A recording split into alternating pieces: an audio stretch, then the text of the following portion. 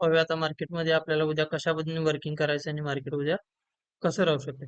Exactly बघा आपण ज्या पद्धतीने प्लॅनिंग केलं होतं निफ्टी आणि बँक निफ्टीमध्ये त्या प्रकारे मार्केटनं चांगल्या पद्धतीने वर्किंग केलं. आपला जो व्ह्यू होता ते असा व्ह्यू होता की मार्केट फ्लॅट ओपन होऊन किंवा गॅप अप बनवून आपलं हे टार्गेट अचीव्ह करून देईल.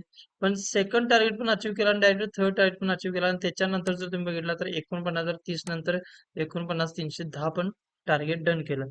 एक्झॅक्टली आपल्या प्लॅनिंग नुसार बघा मार्केटने 1,000 पॉईंटची रॅली दिल्या विदिन 2 डेज मध्ये.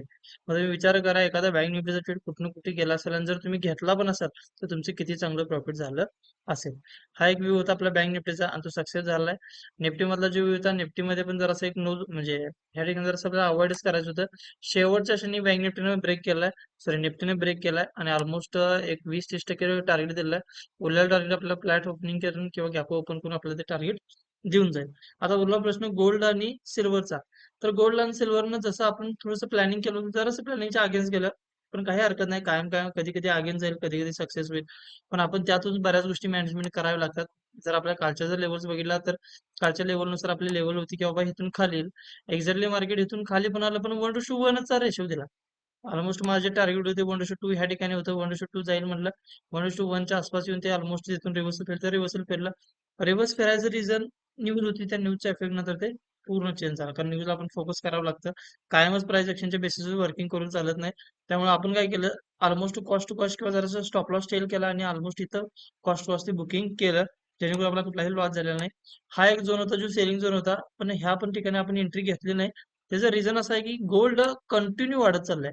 मग गोल्डचं जे प्रेशर बाईंगचं बघतात त्यामुळे आपण ते सिल्वरमध्ये कुठली पोझिशन घेतलेली नाही. आणि गोल्डमध्ये जर बघितला तर गोल्डमध्ये आपला जो व्ह्यू होता ते जरासं म्हणजे थोडंसं कन्फ्युजन होता. कारण मी काल पण ही गोष्टी क्लिअर केलं. जरासं आपण म्हणजे अप साईडला तर एखादं आपण अप साईडला तर या गोष्टीला बघालोय. फक्त अप साईड कधी मुव्हमेंट जाईल हे पण जरासं आपल्याला कन्फर्मेशन नव्हतं. पण ऑलमोस्ट मार्केटने अप साईड मुव्हमेंट दाखवली आणि आज बघितला म्हणजे बघता किती मोठी रॅली झाली आहे.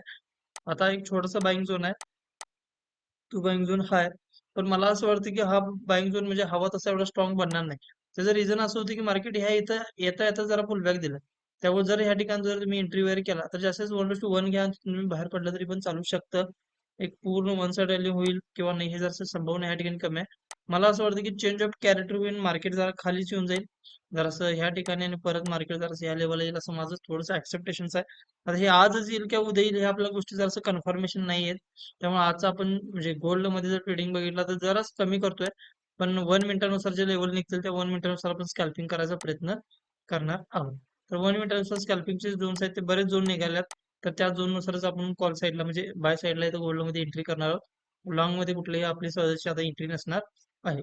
हा झाला एक छोटासा गोल्डचा व्ह्यू. आता आपण पाहूया निफ्टीमध्ये कशा पद्धतीने वर्किंग करायचं आणि उद्या निफ्टी कशा पद्धतीने वर्किंग करू शकते. आता जर निफ्टी जर सिनेरिओ बघितला तर निफ्टीने चांगलं इथे वर्किंग केलंय. आता जस्ट पूर्ण म्हणजे एक डोर ओपन आहे असं म्हटलं तरी हरकत नाही. कारण निफ्टीमध्ये आपण 2 दिवस कुठलाही प्रिडिक्शन केलं नव्हतं. कुठलाही व्ह्यू सांगितलं होता निफ्टी कुठलाही व्ह्यू आपण प्लॅनिंग केला नव्हता. पण आता प्लॅनिंग करण्याजोगं निफ्टी आहे. बिकॉज मार्केटनं एक अशी लेवल सस्टेन करून अशी लेवल एक ब्रेक केल्या जेणेकरून मार्केटला 23 आणि 23,500 जायला पाहिजे आणि ही लेवल 22,812 होती. ऑलमोस्ट आज ब्रेकिंग केलंय. जर समजून जरा उद्या जर गॅप अप किंवा फ्लॅट ओपन झालं तर ही लेवल कन्फर्म होत्या. मग इथून तुम्हाला जरासं बाय साईडला म्हणजे कॉल साईडला ते मार्केट दिसून येऊ शकतं. जरासं तुम्हाला पुटला जरासं मग निफ्टीमध्ये थोडंसं अवॉइड करायचं आहे. जे पण ट्रेडिंग करायचं तुम्हाला कॉल साईडच करायचं आहे. मला असं वाटतं की उद्या मार्केट आपल्याला 22,920 हे टार्गेट देऊ शकतं आणि त्यानंतर 22,984 पण टार्गेट देऊ शकतं. फक्त ही लेवल जरासं देणं जरासं असंभव आहे. म्हणजे मार्केट 23,020 किंवा 23,040 पासून जास्त रजिस्ट्रेशन घेण्याचा प्रयत्न करू शकता. त्यामुळे तुम्हाला ह्या ठिकाणी जर एंट्री केलं तर एकदम सेफली वर्किंग करायचं आहे. जेणेकरून तुम्ही स्टॉप लॉस टेल करत जाऊन हळूहळू एकतर कॉस्ट टू कॉस्ट किंवा स्टॉप लॉस टेल करून तुमची पोझिशन तुम्ही बुक करायचं ह्या ठिकाणी. ओके. हा झाला एक छोटासा निफ्टीचा व्ह्यू.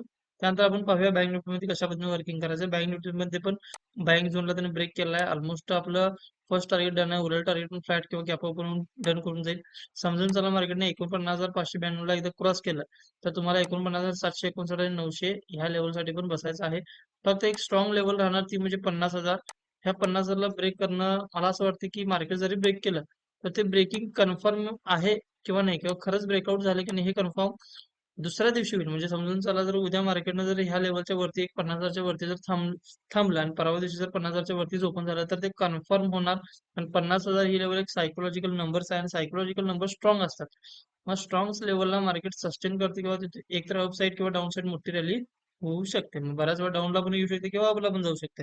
पण मार्केटनं बाईंग घेतलेला आहे. एक्झॅक्टली आपण ह्या सगळ्या गोष्टी मागच्या वीकमध्ये तुम्हाला मी सांगितलं होतं, की मार्केटमध्ये ही वेळ आहे आता इन्व्हेस्टमेंट करण्यासाठी. आता वेळ आहे, ह्या वेळेचं म्हणजे हे करू नका असं तुम्हाला व्ह्यू पण सांगितलं होतं. आणि ह्या लेवलच्या खाली कुठलीही आपण लेवल काढली होती. लास्ट 22,000 ही लेवल होती. लास्ट 22,000 ह्या लेवलला टच केला आणि त्यानंतर मार्केट परत त्या झोनला आलेला नाही. तुम्ही इथे बघू शकताय. आणि हा लास्ट आपला व्ह्यू होता. त्या लास्ट व्ह्यू नंतर मी कुठलीही लेवल काढली नव्हती. आणि मला माहित होतं की हा 22,004 एक स्ट्रॉंग सपोर्ट घेणार आणि इथून मार्केट वर जायचा प्रयत्न करणार आणि मार्केट तसं झालेलं आहे. आता मार्केट थांबायचं म्हटलं 23,000 किंवा 23,500 ह्या स्टेटमेंट स्टेबल होऊ शकतं. पण परत एकदा ग्रिप घेऊ शकतं. अजून पण चान्स आहे. इक्विटीमध्ये तुम्ही इन्व्हेस्टमेंट करून ठेवलं तर चालेल. समजून चला ह्या वर्षी जर मार्केट कंटिन्यू नाही वाढलं तर पुढच्या वर्षी जर वाढलं तर किती मोठं रिटर्न्स आपल्याला मिळू शकते विचार करा.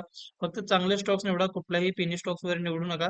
असे स्टॉक्स निवडा की जे स्टॉक्स तुम्हाला चांगल्या पद्धतीने रिटर्न देतील किंवा चांगल्या पद्धतीने ग्रोथ आहे त्या स्टॉक्सचा, असे स्टॉक्स तुम्ही निवडायला हवं. ओके. दुसरी गोष्ट, आता जसं आपण निफ्टी बँक मध्ये अनालिसिस केलं तसं फोरेक्स मध्ये पण म्हणजे आता सध्या आपण अनालिसिस सुरुवात केलंय. तर ह्याच्यामध्ये आपण फोरेक्स मध्ये फ्री ऑफ कॉस्ट आपला क्लास सुरुवात केला. आता फ्री ऑफ कॉस्ट म्हणजे शिकवायचं रिझन असं आहे की आपण कितीतर माणसाला आपल्याला फायनान्शियल फ्री करायचं ह्या हिशोबाने आपण फ्री ऑफ कॉस्ट क्लास घ्यायला सुरुवात केलेला आहे. मग त्यामध्ये तुम्हाला फोरेक्स म्हणजे काय, फोरेक्स मध्ये कशा पद्धतीने ट्रेडिंग केलं जातं, करन्सी पेअर कोणकोणत्या आहेत, फॉरेक्स काय आहे, ह्या सगळ्या गोष्टी तिथे शिकवल्या जातात. युएसडीटी म्हणजे काय किंवा हा गोल्ड पेअर कशा पद्धतीने वर्किंग केला जातो, याच्यात अनालिसिस कसं करायचं, सगळं बेसिक पासून ऍडव्हान्स तुम्हाला पूर्ण त्यामध्ये थेरी शिकवण्यात येणार आहे. जर तुम्हाला शिकायचं असेल तर आपल्या इंस्टाच्या पेजला जावं, तिथं बायोमध्ये एक लिंक आहे. आपला जो वेबिनार आहे हा 24 तारखेला होणार आहे. वेबिनार म्हणजे हा क्लासच आहे. टोटल 10 ते 12 दिवस आपला तो क्लास चालू होणार आहे. 24 तारखेपासून सुरुवात होणार आहे. 24 तारखेला दररोज 24 तारखेला आपल्या संध्याकाळी 8 वाजता ही बॅच सुरुवात होते. ह्याचं रजिस्ट्रेशन चार्जेस वगैरे काहीच नाहीत. पूर्ण फ्री ऑफ कॉस्ट ₹0 आहे. जर तुम्ही शिकणार असाल तर नक्की जॉईन करा. तुमच्या मित्र सर्कलमध्ये पण ती गोष्ट सांगा. ओके. थँक्यू.